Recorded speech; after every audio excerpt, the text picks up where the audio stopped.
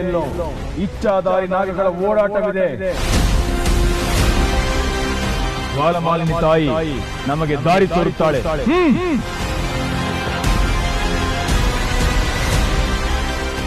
ಗುರುಗಳೇ, ನೀವು ನಾಗಮಣಿಗೋಸ್ಕರ ತುಂಬಾ ಕಷ್ಟಪಟ್ಟವರು. ಆದ್ರೆ ಇವತ್ತು ನಾಗಮಣಿ ವಿಷಯನೇ ಮಾತಾಡೋದಕ್ಕೆ ಇಷ್ಟಪಡ್ತಾ ಇಲ್ಲ. ಯಾಕೆ ಅಂತ ಗೊತ್ತಾಗ್ತಾ ಇಲ್ಲ. ಅದು ನಾಗಮಣಿ ಅಲ್ಲ, ಮೋಹಮಣಿ, ಭ್ರಮಾಮಣಿ, ಕಲ್ಪನಾಮಣಿ, ಮಾಯಾಮಣಿ. ಅದರಿಂದ ಆಗೋ ಅನಾಹುತ, ದುರಂತ, ಅವಾಂತರಗಳ ಬಗ್ಗೆ ಗೊತ್ತಾ ನಿಮಗೆ? ನಾಗಮಣಿಯ ಹಿಂದೆ ಹೋಗಿದ್ದಕ್ಕೆ ನನಗೂ ನಮ್ಮಣ್ಣನಿಗೂ ಜಗಳ ಆಯ್ತು.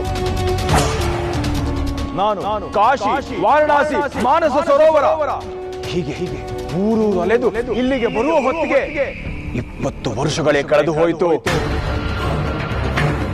ಈಗ ಮತ್ತೆ ಆ ಮೋಹಮಣಿಯ ಭ್ರಮೆಗೆ ಬಿದ್ದು ನನ್ನ ಮಿಕ್ಕ ಆಯಸ್ಸನ್ನು ಕಳೆದು ಬಿಡದೆ ಮೋಹದ ಹಿಂದೆ ಹೋಗುವ ದಾಹ ನನಗಿಲ್ಲ.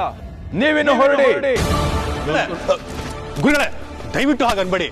ನಾಗಮಣಿ ಶಕ್ತಿ ಸಿಕ್ಕಾಗ ಎಲ್ರಿಗೂ ಅದ್ರ ಪಾಲ್ ಸಿಗುತ್ತೆ. ಆ ಶಕ್ತಿಯಿಂದ ನಾವು ಕಳ್ಕೊಂಡಿದ್ನೆಲ್ಲ ಪಡಿಬೋದಲ್ವಾ ಗುರುಗಳ? ದಯವಿಟ್ಟು ಇಲ್ಲ ಅನ್ಬೇಡ್ರ. ಗುರುಗಳೇ, ನಿಮ್ಗೆ ಅದ್ರ ಮೇಲೆ ಮೋಹದಾಹ ಇಲ್ಲ ಅಂದ್ರೂ ನಾವದ್ರ ಮೋಹದಲ್ಲಿ 24 ವರ್ಷ ಕಳೆದ್ಬಿಟ್ಟಿದ್ದೀವಿ. ದಯವಿಟ್ಟು ಒಪ್ಕೊಳ್ಳಿ. ಹೌದು ಗುರುಗಳೇ, ಒಪ್ಕೊಳ್ಳಿ ಗುರುಗಳೇ. ಒಪ್ಕೊಳ್ಳಿ ಗುರುಗಳೇ. ತಾಳ್ಮೆ ಇದೆ, ಗುರಿಯನ್ನ ಸಾಧಿಸಲೇಬೇಕು ಅನ್ನೋ ಛಲ ಇದೆ. ನಿಮ್ಮ ಕೆಲಸ ಮಾಡ್ಕೊಡ್ತೀನಿ. ಆದ್ರೆ ಒಂದು ಷರತ್ತು, ನಾನು ಬರಬೇಕು ಅಂದ್ರೆ ನನ್ನನ್ನು ನಿಯಂತ್ರಿಸೋದಕ್ಕೆ ಯಾರು ಪ್ರಯತ್ನ ಪಡಬಾರದು. ನನಗೆ ಯಾರು ಏನು ಹೇಳೋ ಹಾಗಿಲ್ಲ. ನಾನು ಯಾರ ಮಾತನ್ನು ಕೇಳೋದಿಲ್ಲ. ನನಗೆ ಇಷ್ಟ ಬಂದ ಹಾಗೆ ನಾನಿರ್ತೀನಿ. ಯಾಕಂದ್ರೆ ನನಗೆ ನಾನೇ ಗುರು, ನನಗೆ ನಾನೇ ದೇವರು. ನಾಗಮಣಿ ಸಿಕ್ಕಿದ ತಕ್ಷಣ ನಾಗಮಣಿಯನ್ನ ನನಗೆ ಒಪ್ಪಿಸಬೇಕು. ಅದರಿಂದ ಬರೋ ಶಕ್ತಿನ ನಾನ್ ನಿಮಗೆ ಹಂಚ್ತೀನಿ. ನಿಮಗೆ ಅದಕ್ಕೆಲ್ಲ ಒಪ್ಪಿಗೆ ಇದೆ ಅನ್ನೋದಾದ್ರೆ, ನೀವ್ಯಾರು ಮೋಸ ವಂಚನೆ ಮಾಡಲ್ಲ ಅನ್ನೋ ಹಾಗಿದ್ರೆ ನಾನ್ ನಿಮಗೆ ಸಹಾಯ ಮಾಡ್ತೀನಿ. ಇಲ್ಲ ಗುರುಗಳೇ, ನಾವೆಲ್ಲರೂ ಒಂದಾಗೇ ಇರ್ತೀವಿ. ಯಾವುದೇ ಕಾರಣಕ್ಕೂ ನಾವು ನಿಮಗೆ ಮೋಸ ಮಾಡಲ್ಲ ಗುರುಗಳೇ. ಹಾಗಾದ್ರೆ ಎಲ್ರು ಪ್ರಮಾಣ ಮಾಡಿ. ಅದನ್ನ ನಾನು ಪಡ್ಕೋಬೇಕು ಅಂತಿದ್ರೆ ನೀವು ಅದನ್ನ ಹಂಚ್ಕೋಬೇಕು ಅಂತಿದ್ದೀರಾ. ಮೊದಲು ಸಿಗಲಿ, ಆಮೇಲೆ ಏನ್ ಮಾಡ್ಬೇಕು ಅಂತ ನನ್ಗೆ ಗೊತ್ತು. ಎಲ್ರು ಬನ್ನಿ, ಪ್ರಮಾಣ ಮಾಡಿ.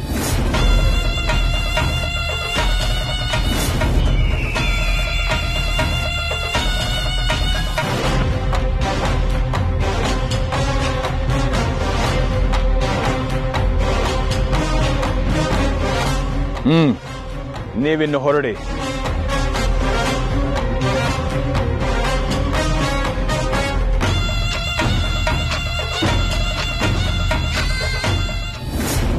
ಅಂದ್ರೆ ಇದ್ರ ಅರ್ಥ ಏನು? ಇನ್ನು ಪರಮ ಶತ್ರು ಇನ್ನು ಸತ್ತಿಲ್ಲ ಅಂತನಾ? ಅಥವಾ ಬೇರೆ ಏನಾದ್ರೂ ಆಗಿರ್ಬಹುದಾ?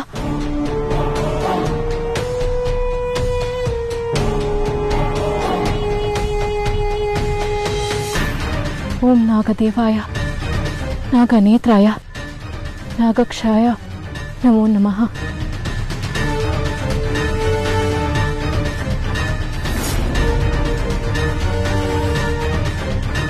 ನಾಗನಕ್ಷೆ, ಹೋಗು, ಪರಮಶತ್ರುವಿನ ಮೃತದೇಹ ಎಲ್ಲಿದೆ ಅಂತ ತಿಳ್ಕೊಂಡ್ ಬಾ.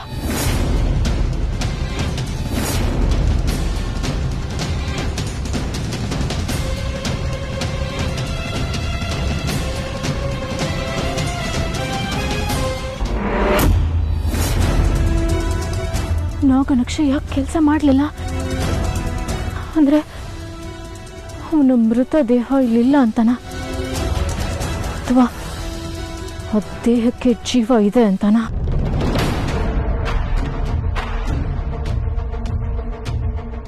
ಶಿವಾನಿ, ಹೋಗೋಣ. ಶಿವಾನಿ, ಏನಿದು ಬೇರೆ ಕಲರ್ ಆಗ್ಬಿಟ್ಟಿದೆ? ಅದು ನಾವು ಮಾಡಿದ ಪರಿಹಾರ ಪೂಜೆ ಚೆನ್ನಾಗಾಯ್ತು ಅಂದ್ರ ಸೂಚನೆ ಅದು. ಅವ್ರ ಆತ್ಮಕ್ಕೆ ಶಾಂತಿ ಸಿಕ್ಕಿದೆ ತ್ರಿಶೂಲ್. ಸತ್ತವ್ರಿಗೇನೋ ಶಾಂತಿ ಸಿಕ್ತು, ಆದರೆ ಬದುಕಿದವ್ರಿಗೆ ಹೋಗೋಣ ಬಾ ಶಿವಾನಿ.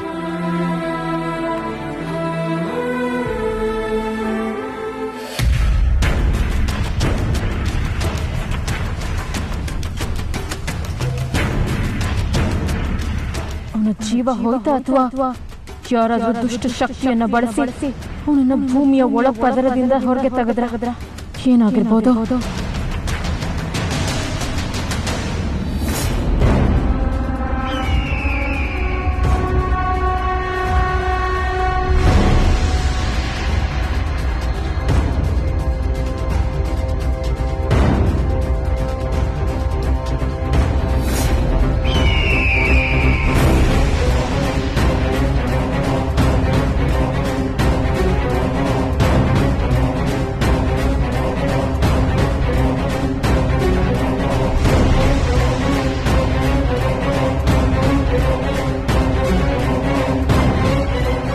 ಇಲ್ಲೇ ಎಲ್ಲೋ ಇಚ್ಛಾಧಾರಿ ನಾಗಗಳ ಓಡಾಟವಿದೆ.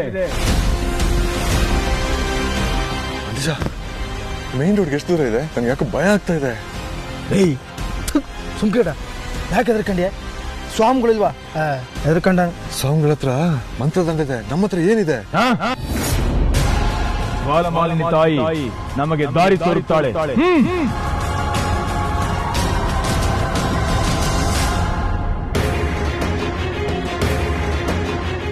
ತ್ರಿಶೂಲ್, ಈ ದಾರಿಲಿ ಹೋಗೋದು ಬೇಡ, ಈ ಕಡೆ ದಾರಿಯಿಂದ ಹೋಗೋಣ.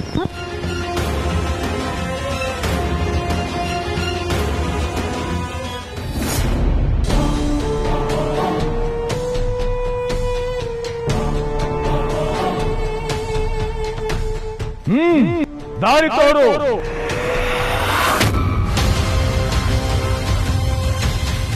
ಓಹೋ, ದಿಕ್ಕು ಬದಲಾಯಿಸಿಬಿಟ್ರ? ಜ್ವಾಲಮಾಲಿನಿ ತಾಯಿ ನಮಗೆ ದಾರಿ ತೋರುತ್ತಾಳೆ.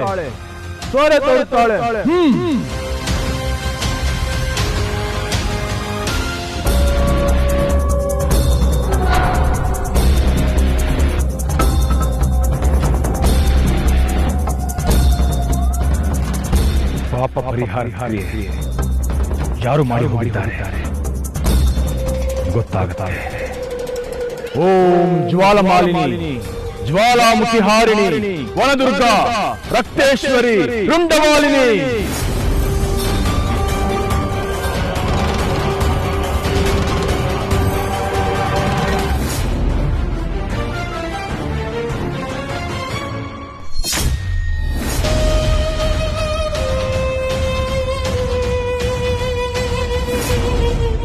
ಮಹಾಮಾಂತ್ರಿಕ ಭೈರವ ಬಾಬಾ ನಿಮ್ಮ ರಕ್ಷಕ. ನಾನು ನಿಂತ ಸ್ಥಳ ಅವನು ಸತ್ತ ಸ್ಥಳ.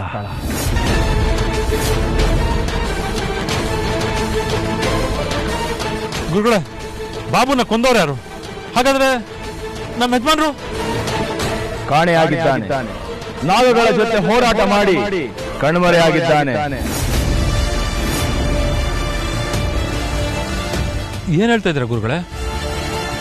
ನಮ್ಮ ಯಜಮಾನ್ರು ಸತ್ತಿಲ್ಲ, ಬದುಕಿದ್ದಾನೋ ಇಲ್ಲವೋ ತಿಳಿದಿಲ್ಲ. ಅಲ್ಲ ಸ್ವಾಮಿ, ನಮ್ಮ ಭೈರವ ಬಾಬನೇ ಕೊಂದಿರುವಾಗ ದಿಗ್ವಿಜಯನ್ ಉಳಿಸಿರ್ತಾರ?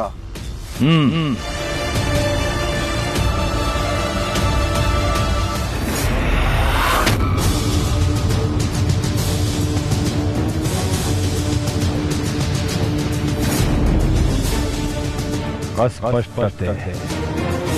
ಅಂದ್ರ ಅವನು ನಾಗಮಣಿ ತಗೊಂಡು ಎಲ್ಲರೂ ಓಡೋಗಿದ್ದಾನ?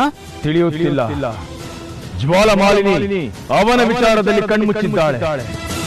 ಸ್ವಾಮಿ, ಇಷ್ಟಕ್ಕೂ ನಮ್ಮ ಭೈರವ ಬಾಬನ್ ಕೊಂದಿದ್ದು ನಾಗಿಣಿನಾ? ನಾಗಿಣಿ ಮಾತ್ರ ಅಲ್ಲ, ಅದರ ಜೊತೆ ಇನ್ನೊಂದು ಗಂಡು ನಾಗವೂ ಇತ್ತು.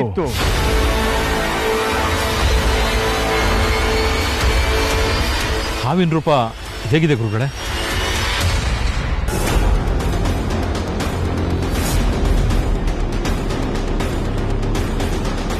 ಒಂದು ಬಂಗಾರದ ಬಣ್ಣದ ಸ್ತ್ರೀನಾಗ, ಇನ್ನೊಂದು ಕೆಂಪು ಕೆಂದಾವರೆ ಬಣ್ಣದ ಪುರುಷನಾಗ ಅವೇ ಭೈರವ ಬಾಬನನ್ನ ಕೊಂದದ್ದು.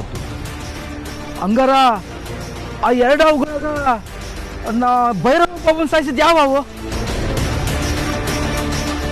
ಅದು ತಿಳಿಬೇಕು ಅಂದ್ರೆ ಎಲ್ಲ ತಿಳಿಯಾಗಬೇಕು. ಗುರುಗಳೇ, ಹೀಗೆ ಮಾಡೋದು ಹೇಗೆ? ನೀವು ಇಲ್ಲಿಗೆ ಬಂದ ತಕ್ಷಣ ಇಲ್ಲಿರೋದನ್ನೆಲ್ಲ ನೋಡಿ ಎಲ್ಲ ವಿಷಯನೂ ಹೇಳ್ಬಿಟ್ರಿ. ಹಾಗೆ ನಾಗಮಣಿ ಇದ್ದಿದ್ದ ಜಾಗಕ್ಕೆ ಹೋದ್ರೆ ಅಲ್ಲಿ ನೀವೆಲ್ಲ ನೋಡಿ ಅಲ್ಲೇನು ನಡೆದಿದೆ ಅಂತ ಹೇಳ್ತೀರಲ್ಲ? ಈಗ ಕಂಡು ಹಿಡಿಬೇಕಾಗಿರೋದು ನಾಗಮಣಿ ಎಲ್ಲಿ ಅನ್ನೋದಲ್ಲ, ದಿಗ್ವಿಜಯ ಎಲ್ಲಿ ಅನ್ನೋ. ಅವನ್ ಸಿಕ್ಕಿದ್ರೆ ನಿನ್ನೆಲ್ಲಾ ಪ್ರಶ್ನೆಗಳಿಗೂ ಉತ್ತರ ಸಿಗುತ್ತೆ. ಹಂಗಾರ ದಿಗ್ವಿಜಯ್ ಎಲ್ಲವನ್ನೇ ಅಂತ ಹೆಂಗ್ ತಿಳ್ಕೊಳದ? ಅದು ಅಷ್ಟು ಸುಲಭ ಅಲ್ಲ. ಅದಕ್ಕೆ ಸಾಕಷ್ಟು ತಯಾರಿ ಬೇಕು. ಒಂದು ಹೋಮ ಆಗಬೇಕು. ಅದಕ್ಕೆ ತಯಾರಿ ನಾನ್ ಮಾಡ್ತೇನೆ. ನಾಗಗಳನ್ನ ನೆಮ್ಮದಿಯಾಗಿರೋದಕ್ಕೆ ನಾ ಬಿಡೋದಿಲ್ಲ.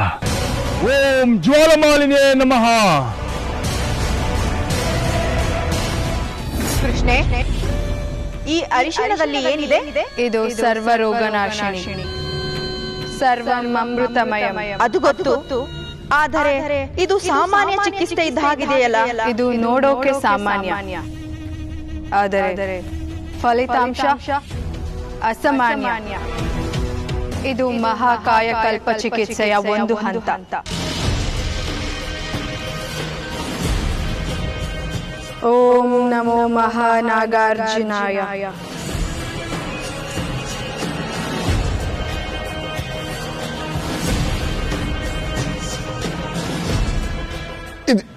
ಇದೇನಿದು ತಿರ್ಕೊಂಡು ಚಿಕಿತ್ಸೆ ಮಾಡ್ತಾ ಇದ್ದೀರಾ? ನಾನು ಗುಣ ಆಗೋದು ಯಾವಾಗ? ನನ್ಗೆ ಇಲ್ಲಿಂದ ಯಾವಾಗ ಬಿಡುಗಡೆ? ಮುಟ್ಟಿದ ತಕ್ಷಣ ಬದಲಾಗೋದಕ್ಕೆ ನಾವು ಮಾಡ್ತಾ ಇರೋದು ಮಾಯಾಜಾಲ, ಮಂತ್ರಜಾಲ, ಮಹೇಂದ್ರ ಜಾಲ ಅಲ್ಲ. ಇದಕ್ಕೆ ಸ್ವಲ್ಪ ಕಾಲಾವಕಾಶ ಬೇಕು. ಎಷ್ಟು ಸಾರಿ ಅದನ್ನೇ ಹೇಳ್ತೀರ? ಆತುರ ಬೇಡ. ಅರ್ಧಕ್ಕೆ ನಿಲ್ಲಿಸಿದರೆ ನಿನಗೆ ಮೊದಲ ರೂಪ ಬರುವುದಿಲ್ಲ. ಬಂದರೂ ಈಗಿನ ರೂಪಕ್ಕಿಂತ ವಿಕಾರವಾದ ರೂಪ ಬರುತ್ತದೆ. ಆದ್ರೆ ಎಷ್ಟು ದಿನ ಬೇಕು ಅಂತ ಹೇಳಿ? ದಾಕ್ಷಾಯಿಣಿ, ಅರ್ಥ ಆಯ್ತು.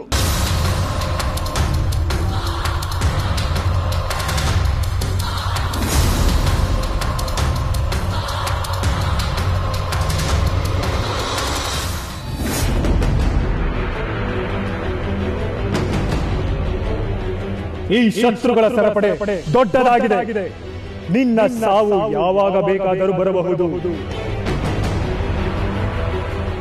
ಅಂದ್ರೆ ಅಪ್ಪ, ಇದು ಸೂಚನೆ ಸಿಕ್ಕಿದ್ದು ಸರಿನಾ? ಸತ್ತ ಅನ್ಕೊಂಡಿದ್ದ ಪರಮ ಶತ್ರು ದಿಗ್ವಿಜಯನ ಮೃತದೇಹ ಅಲ್ಲಿಲ್ಲ ಅಂದ್ರೆ ಏನರ್ಥ?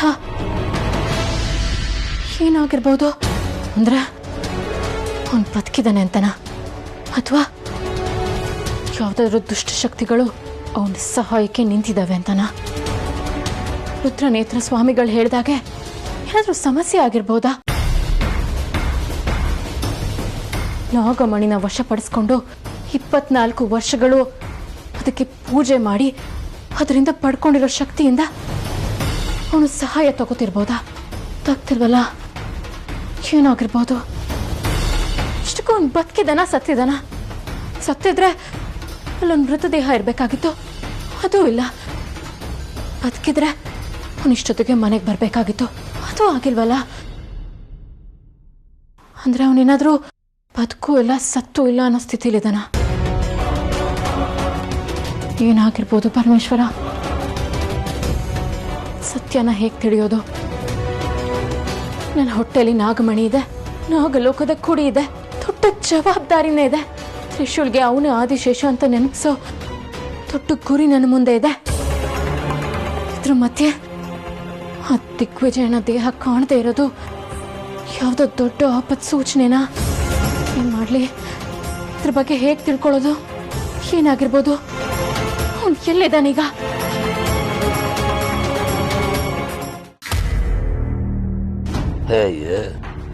ಯಾರ್ಯಾರೋ ಮಿಸ್ ಕಾಲ್ ಕೊಡ್ತಾರೆ.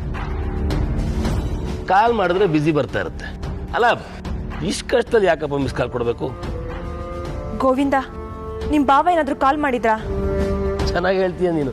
ಅಲ್ಲ, ಅವ್ರ ಹತ್ರ ಇದ್ದಾಗಲೇ ನನ್ನ ಜೊತೆ ಮಾತಾಡಕ್ಕೆ ಜಿಪ್ನ ಹತ್ರ ತೋರಿಸ್ತಾರೆ, ಇನ್ನ ನನಗೆ ಕಾಲ್ ಮಾಡಿ ಕರೆನ್ಸಿ ವೇಸ್ಟ್ ಮಾಡ್ಕೋತಾರ.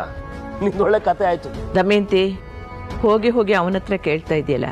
ಅಲ್ಲ, ದಿಗ್ವಿಜಯ್ 2 ವಾರ ಮನೆ ಬಿಟ್ಟು ಹೋದಾಗ ಒಂದು ಫೋನ್ ಆದ್ರೂ ಮಾಡಿದ್ನಾ? ಇದೆಲ್ಲ ನಮ್ಗೆ ಹೊಸ್ತಾ? ನಮ್ಗೆ ಗೊತ್ತಿದ್ದಿದೆ ಅಲ್ವಾ? ಅಯ್ಯೋ ಸುಮ್ಮನೆ ಅವನೇನ್ ಕೇಳ್ತೀಯ? ಅದು ಮಾತು ಅಂದ್ರೆ ಬಾವಾಜಿ ದೇವಸ್ಥಾನ ಅಲ್ಲಿ ಇಲ್ಲಿ ಅಂತ ಹೋಗಿರ್ತಾರೆ. ಅವ್ರು ಕಾಲ್ ಮಾಡೋರ್ಗು ನಮಗೆ ಗೊತ್ತಾಗಲ್ಲ. ಮಾಡ್ತಾರೆ ಬಿಡು, ಇಲ್ಲ ಬರ್ತಾರೆ. ಫೋನ್ ಮಾಡಿ ಹೆಂಡತಿ ಜೊತೆ ಆದ್ರೂ 2 ಮಾತಾಡ್ಬೇಕಲ್ವಾ? ನಾವೇನ್ ಅನ್ಕೋಬೇಕು? ಎಲ್ಲಿ ಹೋದ್ರು, ಏನ್ ಕತೆನೋ. ಬಾ ಶಿವಾನಿ. ಅಲ್ಲಮ್ಮ, ನೀನು ಬಸ್ರಿ ಹೆಣ್ಣಿಗೆ ಬೈಕೆ ಅನ್ನೋದಿರುತ್ತೆ. ಅದ್ ತಿನ್ಬೇಕು ಇದ್ ತಿನ್ಬೇಕು ಅಂತಾರೆ. ನೀನ್ ನೋಡಿದ್ರೆ ಏನು ತಿನ್ಬೇಕು ಅಂತ ಹೇಳೋದೇ ಇಲ್ವಲ್ಲ. ಹೊಟ್ಟೆ ಹಸಿರೆ ತಾನೇ ತಿನ್ಬೇಕು ಅಜ್ಜಿ. ಅಂದ್ರೆ ಬೈಕೆಗಳಿನ್ನೂ ಶುರುವಾಗಿಲ್ಲ ಅನ್ನೋ. ತ್ರಿಶೂಲ್, ಇವಳನ್ನ ಡಾಕ್ಟರ್ ಹತ್ರ ಚೆಕಪ್ಗೆ ಅಂತ ಕರ್ಕೊಂಡು ಹೋಗಲ್ವಾ? ಕರ್ಕೊಂಡು ಹೋಗೋ. ಡಾಕ್ಟ್ರು ಏನ್ ತಿನ್ಬೇಕು ಏನ್ ತಿನ್ಬಾರ್ದು ಅಂತ ಹೇಳ್ತಾರೆ ಅಂತ ಕೇಳ್ಕೊಂಡು ಸ್ಕ್ಯಾನ್ ಮಾಡಿಸ್ಬೇಕಲ್ವಾ? ಹಾಂ, ಪೂಜೆ ಅದು ಇದು ಅಂತ ಬಿಸಿ ಇದ್ನಲ್ಲ, ಕರ್ಕೊಂಡು ಹೋಗ್ತೀನಿ. ತ್ರಿಶೂಲ್, ಇವತ್ತೇ ಕರ್ಕೊಂಡು ಹೋಗೋ. ಅದಕ್ಕೆ ನಾಳೆ ಅಂತ ಕೂರ್ಬೇಡ. ಇಲ್ಲ ಅಜ್ಜಿ, ಇವತ್ತೇ ಕರ್ಕೊಂಡು ಹೋಗ್ತೀನಿ. ಶಿವಾನಿ, ಬೇಗ ರೆಡಿ ಆಗ್ಬಿಡು.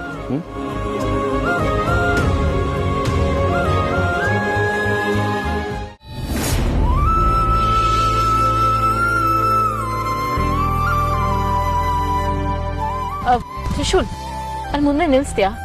ದೇವಸ್ಥಾನ ಇದೆ, ದೇವ್ರ ಕೈ ಮುಗ್ದು ಹೋದ್ರೆ ಒಳ್ಳೇದಾಗುತ್ತಂತೆ.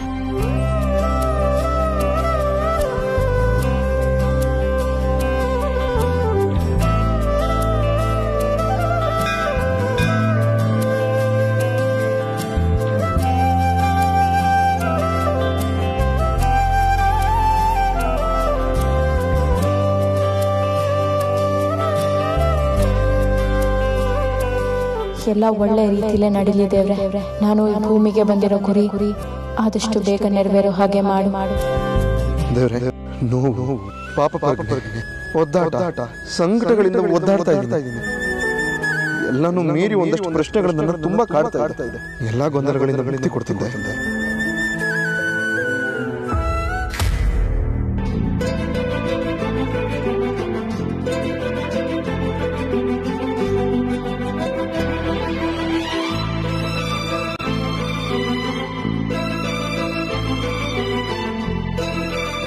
ಶಿವಾನಿ,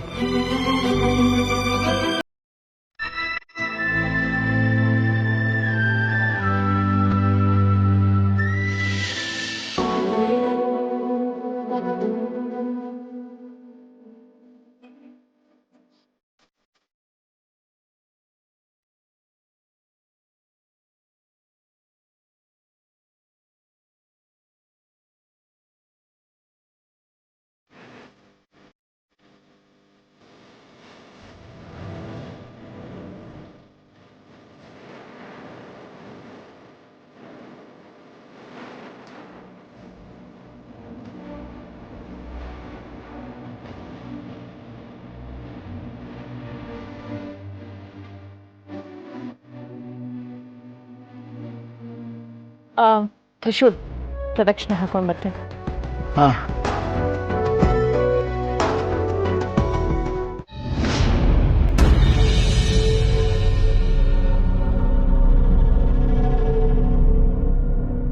ಇವ್ರೆ, ಅಲ್ಲಿ ಯಾಕೆ ಅಷ್ಟೊಂದು ಜನ ಸೇರಿದ್ದಾರೆ? ಓ, ಆ ಗುರುಗಳ?